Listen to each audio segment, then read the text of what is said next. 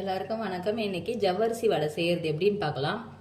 200 gram ஜவ்வரிசியை நான் அரை மணி நேரமா ஊற வச்சிருக்கேன். ஜவ்வரிசி எவ்வளோ சேர்க்குறீங்க அந்த அளவுக்கு தண்ணி ஊற்றி ஊற வச்சுக்கோங்க. ஒரு பெரிய உருளைக்கிழங்க வேக வச்சு தோல் எடுத்து வச்சிருக்கேன். 2 பெரிய வெங்காயம் பொடியாக கட் பண்ணி வச்சது, 2 பச்சை மிளகாய் பொடியாக கட் பண்ணது, கொஞ்சம் கருவேப்பிலை பொடியாக கட் பண்ணது, அரை டீஸ்பூன் அளவுக்கு சீரகம், தேவையான அளவுக்கு சால்ட்டு சேர்த்துக்கலாம். 1 கப்பு அரிசி மாவு. பாத்திரத்தில் உருளைக்கிழங்க மசிச்சுக்கலாம். மசிச்ச பிறகு இப்போ ஜவ்வரிசி சேர்த்துக்கலாம்.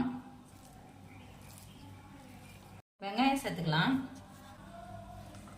பச்சை மிளகாய் சேர்த்துக்கலாம், கருவேப்பிலை, சீரகம், தேவையான அளவுக்கு சால்ட்டு சேர்த்துக்கலாம்.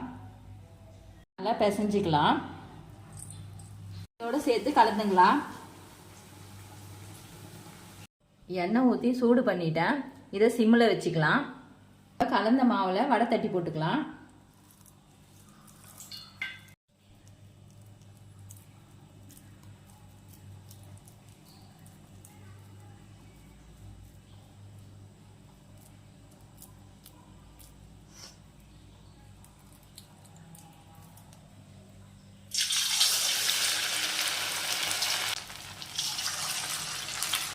இப்போ இந்த அளவுக்கு வெந்த பிறகு எடுத்துடலாம்.